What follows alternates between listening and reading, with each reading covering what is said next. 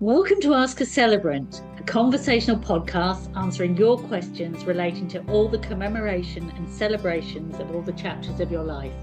I'm Bernie B, full life celebrant. And I'm Dinah Liversidge.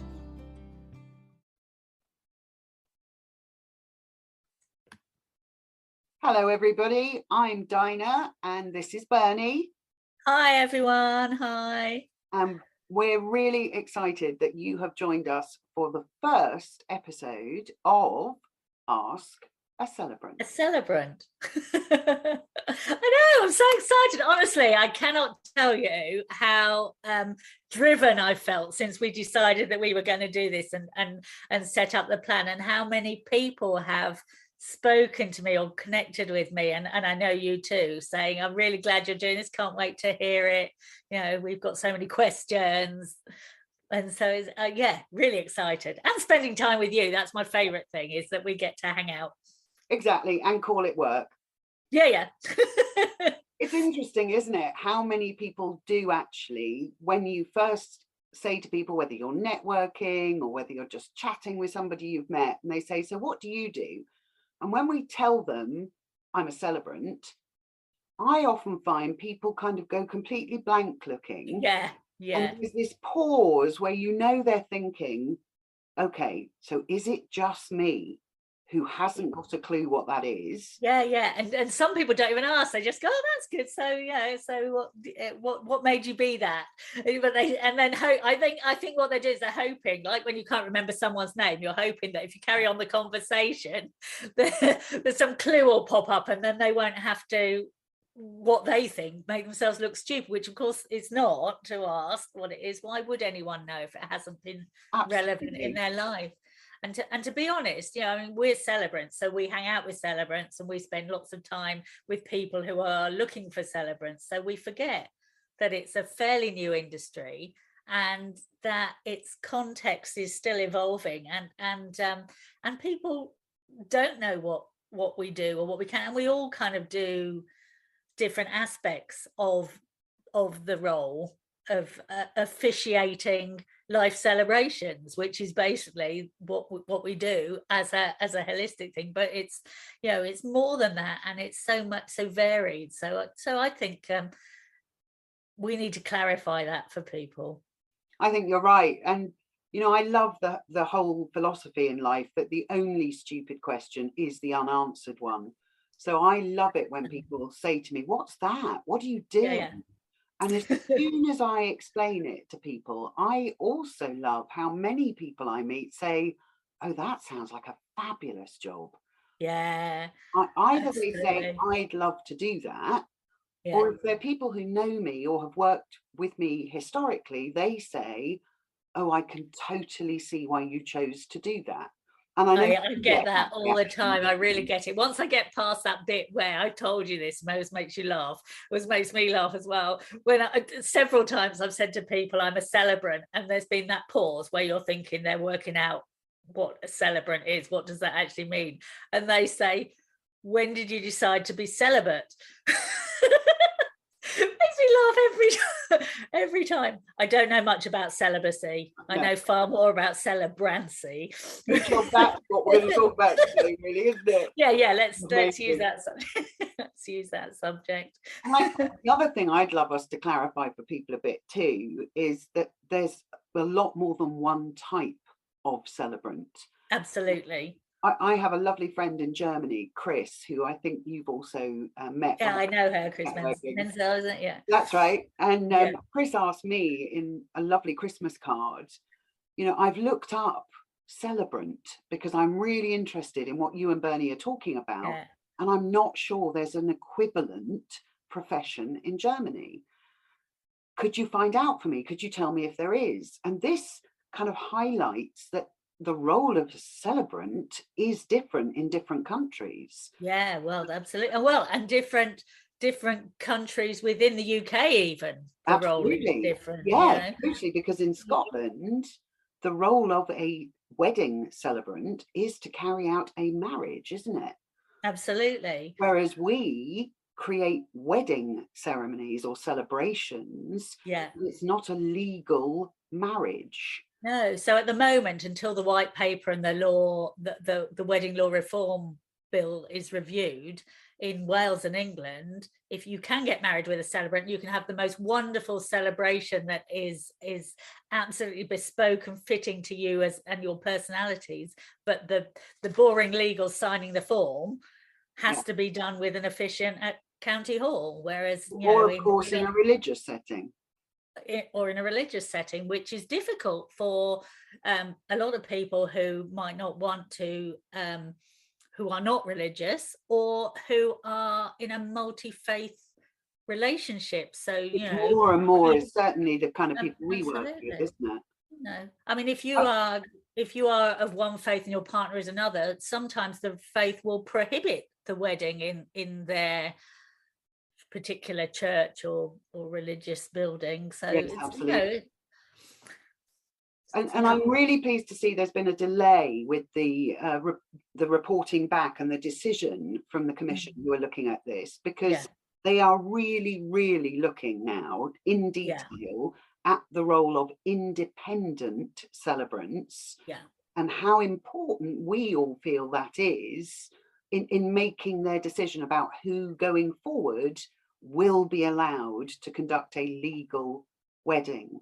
Now, absolutely, I think that's thanks to the power of the trade association, the Association of Independent Celebrants, and the other bodies that support us as independent celebrants, making our voice heard, because I really genuinely don't think they deliberately avoided independent celebrants. No, they just did not in their, you know, have the knowledge that humanists, which are non-religious, no religion celebrants, and independents, which are all options, collective options, mixed options celebrants, that we even existed and that there was a difference. So I think, you know, there is a need, you know, if you don't know what a celebrant is, and we still haven't told you, so you may still not know what a celebrant is, don't feel ignorant about it, because the industry doesn't properly know what a celebrant is and does and can do and should be able to do.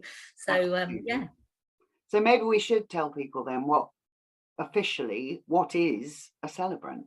Yes, do you want to start that process? Go on, because sure. If you look at various different sources, the wording of course is very slightly different, of course, but an independent celebrant is a person who will have received training. And that's something that's really important to point out here, is celebrants are some of the highest trained people in the industry. They will have received training, very often over a very long period of time, and they'll have had to do practice ceremonies and prove that they are competent in many ways. And having done that training, they can carry out a ceremony or a celebration, hence the word celebrate, celebrant, of somebody's life. So perhaps they've died and you're doing a life celebration. Somebody's love, so perhaps a hand fasting, some form of unity ceremony, a wedding blessing or ceremony. And of course, those can be absolutely unique. And there are some exquisitely beautiful ceremonies crafted by celebrants. Naming ceremonies. And these, I'm really pleased. You and I have spoken about this a lot, Bernie. We're really thrilled with the way that's going, because a lot of the time you say naming ceremony and people think of a baby and birth. This can be so much more than that. This is a time when we're looking at things like naming ceremonies to celebrate two families now sharing a family name. Absolutely. A person going through gender reassignment and getting that really exquisitely beautiful first document that comes, the official document with their new name. It's emotional when I hear of these things, and to celebrate that with a ceremony. And there are so many reasons why you might celebrate the change or you know, taking on of a new name. And again, a celebrant is a person who can do that. Absolutely. I think it takes a celebration, a party, and it makes it one step more official and special. You get the opportunity to focus on not just the general joy, but on the story that got you to that point. And I think with, I mean, you've got the mainstream weddings and funerals and all of those things, but even within that, as celebrants, we make each and every celebration and commemoration unique and different. It can be anywhere, it can be as long or as short as you want, it can include absolutely anything when you are involved in a celebrant. And what we are, certainly I, and I know you too, what most celebrants want, and the reason we're here, is so that we can articulate and express the personalities of those people we are celebrating, and those connected to those people who we are celebrating in something, in a moment. It's like a chapter start, chapter end, full stop. It's a breather in that life story where you recognize the significance of that moment, and we get to create that, or help create that and articulate that for individuals and families. And it's just the most amazing life choice vocation. It's humbling, isn't it? I think I know you and I both have this enormous affinity with end of life, with helping people to mark it and express it in a way that feels authentic. I have often said to people, I wrote a blog about this, we all, and you, I know, are doing a really clever new thing on planning for your own funeral and how you want that to look. I think often we forget that the people who are really going to need support at that time often have had no say in what you think you want for the end of your life. Absolutely. And to include your loved ones, and to be able to say to loved ones, if you do what they wanted and we look after you and we add what you need, we're not disrespecting their wishes. We're absolutely stepping in and looking after you, because they're not here to do that. I mean, my whole focus when I think when I trained as a celebrant, and because I did your course to train as a celebrant, and Dinah is an amazing teacher and mentor. So if you ever want to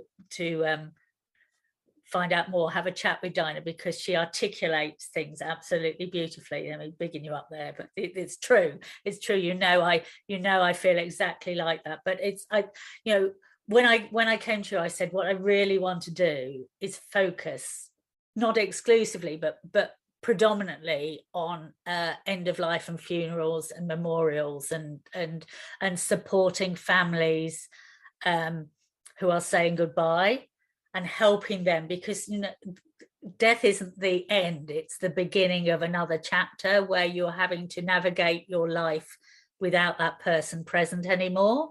And so that the farewell and that community that you bring together for that farewell and for that, to share that grief, is really important step in the process of overcoming and managing that grief into the future, because you have got to navigate life without that person. And I have found, I find it really touching, is when you're invited into a family to help them write their farewell, and they start sharing the most intimate stories of how they met and how the person impacted their life, and they tell you their story, you become another person with that person in your memory, and you begin sharing that person's stories, and that person's life affects your view into the future as well. So you take on something of every single family that you've had the honor of respecting in death as well. And I just think that is just wonderful. It's wonderful that their legacy extends to that, and that you really get to understand and know that family, and hopefully help them a little. Absolutely, massively help them. There's a beautiful expression where you talk about how it takes a village to raise a child. I also think it takes a village to lay a child to rest. No matter Absolutely. what age we die, we are all somebody's child. Yeah, And the absolutely. loss that has, the ripple effect, the lives that every one of us has touched. Yeah. It's such a privilege, isn't it, to work with a family and say, so how do we honor that? How do we Yeah. authentically say, you made a difference in our lives? Yeah. And every single person does make a difference. Everyone is unique, and everyone is just exactly how they should be. Yeah. And if they have had impact on one other person, and they definitely will have, then that is of value. And if you know, and it's really good to get into that conversation with families and help them. But I you know, I mean, you touched on it before, I'm also doing the pre-death, focusing on that now, because what I have found as I've become a funeral celebrant and a celebrant is that people may have or may not have left a will and instructions. So there is, at the end of life, there may be some clear instructions on what the person was hoping for, or there may be none. And in either way, that can bring up problems, because what how a person wants to be remembered may not be how the people left behind remember them. So it might not assist. And as you said, you know, combining what matters for the people left behind with what was important to the person who has passed is really important. And I'm trying to encourage death planning, and I've got a package that's in its infancy called DIY Before You Die, where I'm going to be sitting with families and individuals, and then perhaps with their families, and discussing what they want and the impact of what they want on the people left behind, and how they will feel about what they have chosen.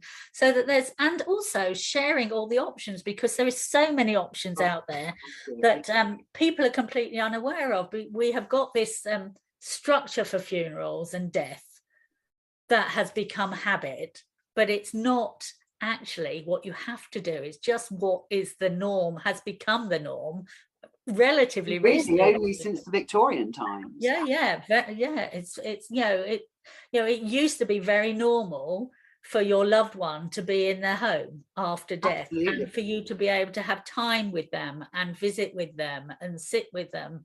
I think it was probably the introduction of central heating that made that harder to happen, probably. Yes, but it is still possible, and it is still relevant to people to be able to do that. And I think there was a horrific statistic that about 97% of people don't die in their home. They die in hospitals. It's a really high. I may have got that statistic wrong, but it's incredibly high, because we are used to, we're in a society where it is easier for those outside of the family to manage it if they whip you off to a hospital or a hospice or a care home, and that is rather than have the infrastructure of helping to care in the home. Yet the norm should be, if that's what people want, to be able to facilitate that type of thing. So I'm going to be talking. I think part of the reason we've moved away from that is the fear that is generated in just talking about death. And I know we're planning to have at least one episode, if not two, where we talk about this much more openly. I think we Brits don't talk about these things. I'm sure in other countries the culture is very different surrounding death, and death is not such an abstract and unspoken thing. We're a bit like, you know, a bit like sex. We don't talk about sex, we don't talk about death. Absolutely. You know, but we all know that just because you start talking about sex doesn't mean you get more of it. talking about dying doesn't make you die. No. Sadly, on the first instance, it up, don't we? We need those conversations to be happening so that people don't feel so lost. I really feel for families when I first meet them and we sit down and they start by saying, do you know, we never had a conversation about this. We just don't know what mum wanted, or I don't know what my partner wanted, or we knew we wanted to talk about this, but we never got round to it. So I hope you and I might give people some ideas on ways to talk about it. You know, Absolutely. one of the things I did with my hubby of, well, gosh, we've been together, crumbs, I can't, somehow it's forever, since you were grown-ups. I know, since we were children, clearly. Since you were children, indeed. I don't know how we've been together that long, because I'm only 38. But, but I actually said to him, we're going out on a date night because we need to talk about death, darling. Yes. And he said, oh, you wrote a blog about that called Let's Talk About Death, Darling. But we did. And, you know, actually it was wonderful, because we had those conversations that say, I value you so much. Yeah. I am so grateful for you. Yeah. And I want to do this right. And by the way, when I have to do this, there needs to be lots to support me, because it's going to be awful. Yeah. And to have had those conversations, which of course were a bit difficult, but also were very funny and full of joy, and what we've achieved together was so calming too. Yeah. And I would love people to realize, it's like, you know, the thing that you're always thinking, I'll deal with that tomorrow. I'll deal with that tomorrow. I used to talk about snogging the frog. If somebody gave I remember that from a lot of conversations we have. Yeah, do the if thing I gave you a first warning and said kiss it, you'd go, ooh. But if I said it's going to get bigger and bigger until you do, you'd kiss it really quickly. But we do this with conversations about death. Yeah. We'll deal with it. We'll deal with it. And by putting it off, this thing becomes bigger and bigger until we really feel we don't know how to start the conversation. Yeah. And although both of us do lots of work as celebrants in other areas, and you know, I've been rabbiting onto you a lot because I was excited I got my new hand fasting cords today. Yes, absolutely. I do think that the reason both of us became celebrants was connected, wasn't it, to losing a member of the family, realizing our family didn't really know what the options were. You know, for me, literally 2 days before his funeral, my mum-in-law asked me to do my father-in-law's service, because she said, and it was absolutely true, she said he'd hate it if it was all religious. That would feel really hypocritical to him. But as soon as I did the service, almost within minutes, I thought, oh my goodness, I think I'm meant to do this. Yeah. And it's that understanding of, I love that you and I both have spent time on stages talking to people, and it very much feels like you're in the spotlight. Yeah. When I first said to somebody, oh, you know, I'm training, I'm going to become a celebrant, she said, oh, well, of course, your speaking will really help, won't it? You're used to being in the spotlight. And I had to kind of explain, no, this is different. Here we stand next to the spotlight. Yeah. We make sure the spotlight is either on a couple, or an individual, or a community, or an event. Yeah. And what we're there to do is to make sure that you see in that spotlight the person you love. Yeah, that's a beautiful description, Dinah. It's absolutely true. It's, you know, it's we not are there to be the one that everybody goes home and says, wow, wasn't she great? No. Yeah. I want to do the job of making sure you go away and said, do you know, that's exactly what he would have wanted, or she was like, or I feel like I've had a day with that person. Yeah. And I love that. I love that we're standing beside them. Yeah. But at the same time, I do think the work you and I have done over the years has absolutely prepared us to do this. I think in order to speak, you have to not only, it's not just when you're listening, it's, you know, we have to have compassion, empathy, organization skills, all of these skills, but we have to listen, but we also have to hear the things that haven't been said. So we spend a lot of time really getting to know families and all the bits in between that haven't been said, but you can pull out. It's such an honor and a joy to be able to articulate those things for people. And when you write them and they say, oh my God, you've really understood that person. it's a wonderful thing to be able to do. But you're absolutely right, it's not about us, it's about them. And I always say sorry, carry on. No, I always say to couples and individuals, we always have, and I know you do, you have an initial 20 minutes, half an hour chat with them. And I always say, now you've met me, go away while I'm not with you and decide if I am the person you feel can represent you, because we are going to get to know one another really well.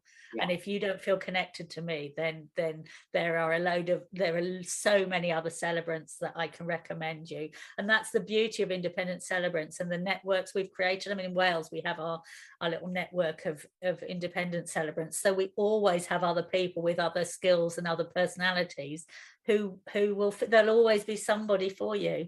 And we do get to know you, unlike registrars and those types of people, who come and deliver a service.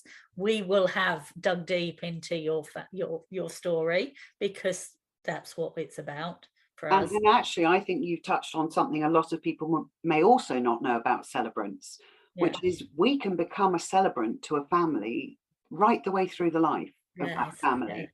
I a few years ago did a really gorgeous outdoor wedding ceremony for a couple who had been married in Australia, and they wanted to do a ceremony in front of family and friends, and we did it in the most gorgeous rose garden. Oh, it was stunning.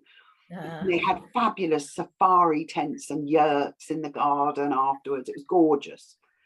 And first of all, after the ceremony, Mum and Dad of the bride came up to me and said how much they'd enjoyed it, and that it was their silver wedding in a couple of years, and could we do a vow renewal? And it was wonderful, because we did, and I loved it, and I felt like this was a family I already knew, and it was very intimate and very special. And then very tragically and quite suddenly, grandma of the groom passed away. And of course, they had the comfort of going to a person, me, who we knew had met her, had in fact had a fabulous day with her at the wedding, and so had this beautiful, joyful memory of her that allowed me to help them more than if I'd been a stranger. And so I think the role of a celebrant is going to be that, as people begin to see what we can do to support them. Like a local minister used to be to a family in small communities. They would know you, or your doctor would know you as a family, and they would see you through all of your births and deaths and all the things in between. But we do that. We almost become a family friend and part of the family, don't we? And it's a real joy and honor. But that's why it's so important that people have the opportunity to pick the celebrant that's right for them, because we are going to get up close and personal, because that's the only way we can properly represent you, is if we know your story. And I guess we're all inherently quite nosy. We like how did you meet? Oh my god, we want to know all the stories and all of them. Don't we hear some gorgeous stories? We hear the best. Hear the best. I mean, I think back to some of the couples that met during the Second World War, and I met the most remarkable couple who had been married for 64 years. Wow. And she got up out of the kitchen. She said, hold on a minute, left the room, came back, and she said, these are the letters he wrote me during the war. Oh my goodness. Letters from her amazing hubby who'd been in the RAF. And these letters were tied with beautiful ribbon. And she said to me, they're a bit tatty. I go to them a lot. Oh, that's so wonderful.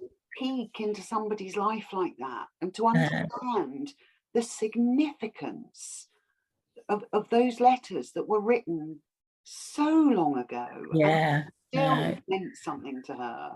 Oh, it was beautiful. And moments like that make this job remarkable, don't they? Oh my goodness, it's just it's a privilege to be in the role that we're in. And I think that you will find, I think if you look at any celebrant, there's lots of places you can go and search for celebrant for the type of ceremony you want. But when you go, what you will find is that we all see our role as such a privilege, and we all get very excited and feel very honored and quite emotional about being given the opportunity to represent the person, the couple, the family, absolutely, the situation that we're invited into. It's kind of one of those, you know, that beautiful saying, find a job you love and you'll never work a day in your life. Yeah, feels, isn't it? It's very hard for me to distinguish when I'm working and when I'm not working. I mean, I'm very lucky because I've got the Celebrant and the artist and the guest house, and it's all about being creative and connecting with people and hearing snippets of their life as an accommodation provider. You as well, because you get to have a snippet into some people's lives. They come and they tell you all about what brought them to you and a bit about their story, and you get to share your environment with them, and it's just everything is such a joy. We're very lucky people. Yeah, we really are. We really are. So listen, we've chatted for a bit today, and it was our first episode. Yes. I know we'd love to get people to actually ask us questions, wouldn't we? Absolutely. I mean, that's the whole point. We're here. We want what we want, I think, from this podcast. I'm sure it's the same for both of us. We've spoke at length, is to answer your questions. So if you are an individual or a couple or a family or a celebrant or in a different country and you have a question that will start a topic of conversation for us, then we plan to do this every month. So do ask us questions. Also, we'd be interested in what you think of our format, how you would like us to represent you. I mean, we will take constructive criticism, be kind. We don't mind criticism as long as it's it's constructive. So, tell us what you think about this podcast and all the associated things that we're going to be putting out alongside, which will be videos and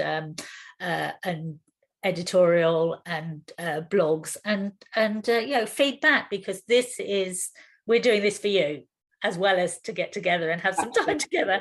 We're doing it for you. Totally. Bernie, as always, it's been a complete joy. Absolutely. Thank you so much for doing this. I love that we had this idea. Of course, it involved cake and I think hot chocolate. Yes, there was a lot of hot chocolate with cream and marshmallows and sprinkles and things. Penegassi tea rooms in Llandudno make about the best hot chocolate I've ever had. Good job. Maybe next month we'll do it in person. We'll have to meet one. That's it. Well, thank you, my lovely, and thank you everybody for joining us. Thank you, everyone. And do, as we've said, do make contact. You'll see all our contact details below. And we look forward to hearing from you all. Absolutely. Ask a Celebrant is unscripted, and we base it on the questions we receive from our clients and you, our listeners. We'd love to hear from you.